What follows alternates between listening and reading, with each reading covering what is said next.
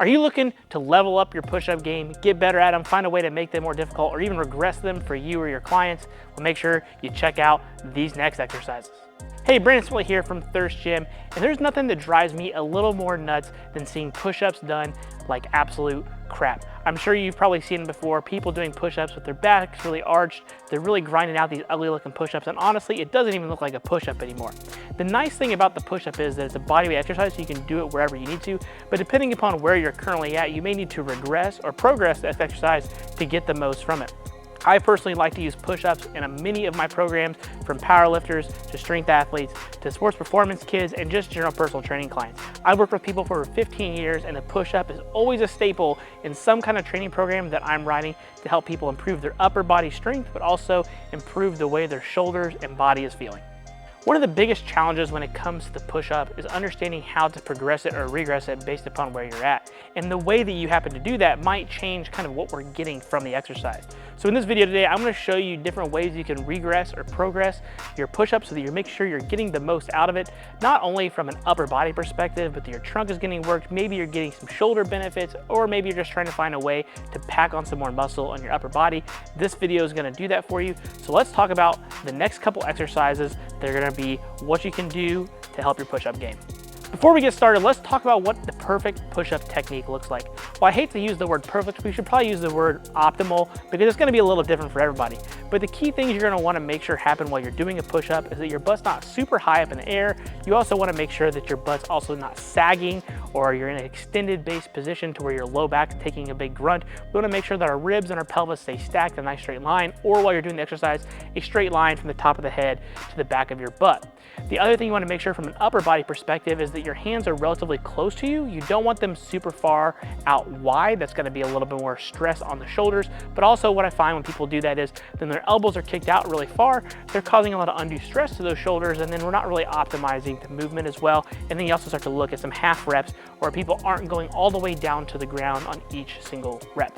Now, when it comes to where your hand placement is, the way that I like to coach this with many of my clients and athletes is that their hands should be somewhat by their side, and they're gonna pretend like they're gonna go push an object down the road. If your car broke down, you would go to push it like this, right? You're not gonna push the car like this because one, that's not gonna feel good on your shoulders, but two, you know you're not gonna have as much power and strength in this position. You're gonna have more power here as you need to go push because you're gonna be able to keep your elbows right underneath your wrists. So those are gonna be the key coaching points regardless of what kind of push-up you do. And then the variations that you're doing from that are gonna have some little bit of tricks and tweaks that you might find along the way so you can optimize the movement a little better. But if you're doing these major things, your push-up's probably gonna look pretty good. Now let's talk about some variations to level down your push-up. If you can't just do one, which is entirely okay, everybody starts somewhere. Let's talk about some regressions that can help you do your push-up. Okay, the first push-up that I'm gonna recommend for most people if you've got no equipment around you is to be able to do these from your knees. Now, I know people might think, oh, well, these are called girl push-ups. No, they're not. I work with several athletes every week, and I'm never surprised to see when athletes come in that they can't do a quality push-up. I work with young kids. I understand that their upper body strength may not be developed yet, and by doing it from their knees, we've seen people demonize that doing it from your knees is a bad thing. It's not. It's entirely okay, and it's a place to start. And even better yet, even as an advanced trainee, if I want to do a drop set, I'll go down to my knees after my push-ups so I can continue to get more reps. We're just changing the angles and reducing the amount of weight that we have to lift by going from our knees. That's going to be a smaller lever arm while we go to do the exercise. So just like our regular push-up, you're going to have your hands by your side, knees on the ground, feet can be elevated, and you're going to make sure you stay stacked and perform your push-ups this way. Do as many as you can at this particular level. I would say the goal is to get somewhere between 15 and 20 straight at this level, and more than likely you're probably going to be able to do a couple push-ups from your feet if that's something that you're wanting to do. The next regression that we've got here is what I like to call a hand elevated push-up, or you can even do this on a bar. We do a Swiss bar push-up as well in our facility because we can kind of control some different variables in the height and change that as well. So what this is going to do, we're basically going to bring the ground up to us so that we can still stay on our feet, get a full body engagement of our upper body and our midsection, and then we're going to perform our push-ups that way. If you happen to not be in a gym, you could do this on a bench or a couch or a step. anything like that so that your hands are elevated, and then you're gonna find that you're able to do more push-ups this way and still work on the full technique of the actual push-up, which can be a benefit of this variation of doing it. Just like with the regular push-up from your knees, my suggestion is be able to do 15 to 20 straight reps of the position that you have like this. And if you can do that, you can probably go down a rung or two if you happen to be in a rack, or try to find a lower object to do your push-ups from to increase the difficulty so that you're able to do this more effectively. The final way that you can do a regression of the push-up is to do them band assisted. Now this, you are gonna need something that you can tie a band to, like a power rack or something of that nature, and you are gonna need some kind of bands to be able to manipulate how much it's going to be able to help you. But again, just like with the hands elevated position, this is gonna help you do the full push-up, but you're gonna get a little bit of support around your midsection if it happens to be where you need it, so you can still do the full rep. It is gonna have what we call accommodating resistance. So I'm just gonna be a little more difficult at the top, a little bit easier at the bottom. But again, it's gonna build confidence in how you're able to do the push-up, work on your technique, make sure you get it correctly. And if you happen to be tying this to a power rack or something like that, you can actually lower the band to be able to help you, or you can get less band tension to be able to help you to see how you're progressing. Just like with my others, I suggest that you do anywhere between 15 to 20 reps at a given position. And once you can do that, you can either decrease the amount of band tension, or you can drop where the band position's at on the rack, and you should be able to improve your push-ups this way. All right, if you're able to knock out several regular bodyweight push-ups, then you're going to find a way to challenge your push-up pattern. Now, I've got almost a dozen different ways that you can do this. We're going to go over some of them here today, but I've also got more here on my channel if you want to check those out. I have them linked in the description box below for you. Now, the first easy way to make them more challenging would be to do the simple thing, and that's add weight.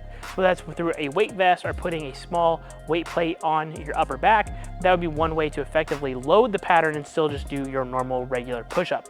The other thing you could do, like how we made it easier by elevating our hands, now we can elevate our feet.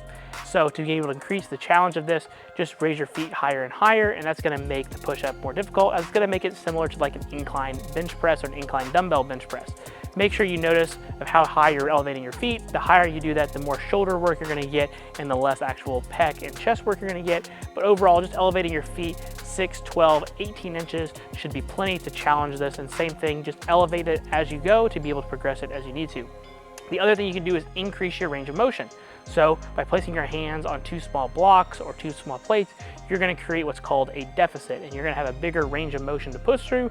Again, you're not going to have to be able to add any load to this. By all means, you could, but by doing so, you're going to have a bigger range of motion through your chest, which is going to give you more time and retention, going to make it a little bit more difficult, and probably help you build on some extra muscle mass as well. This is one of my favorites from my strength athletes to improve their chest strength and put some muscle and some size there. The other thing that you can do is you can change the oscillation of the exercise. So what's called a chaos push-up is you're going to actually do push-ups with the band. So the band's going to be in your hands, and as you're going to do the push-up, you're going to have instability.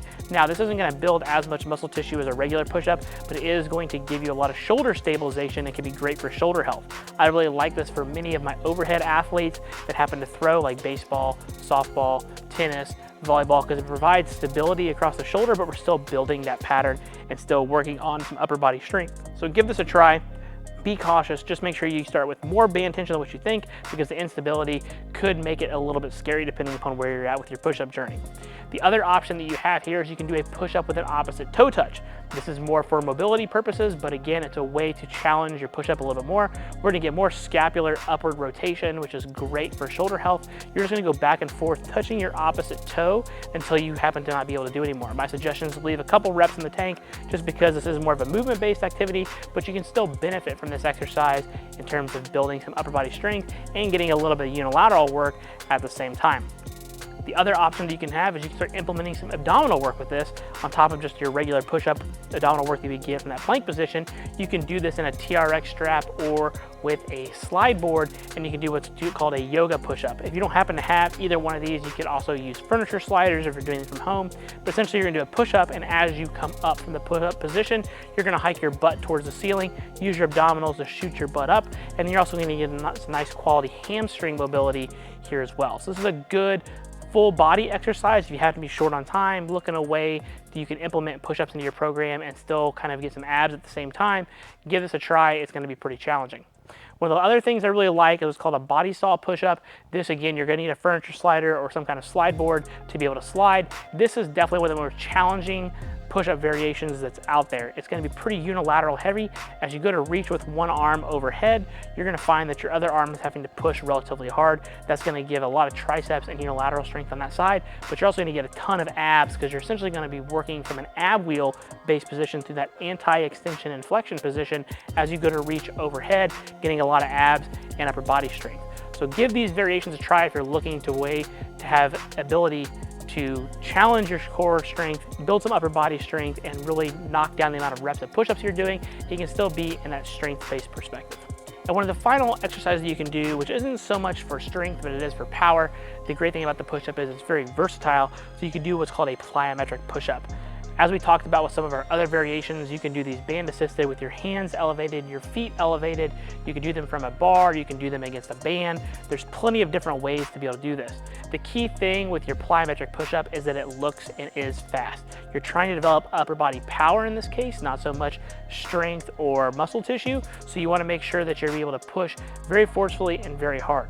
My recommendation is if you can't do 10 quality push-ups, you're then gonna wanna use band assistance or raise your hands up on some kind of object so that you can actually have enough power for this. But if you can knock out 20 or so reps, then you should be able to do these from the ground with some kind of explosion, or just use some band assistance for some overspeeds that you're really pushing hard.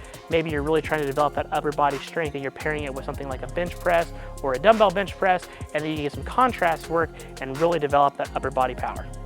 All right, that's gonna wrap up today's video on the push-up and how you can use this awesome exercise to level up your training program, but manipulate the push-up based upon what you need.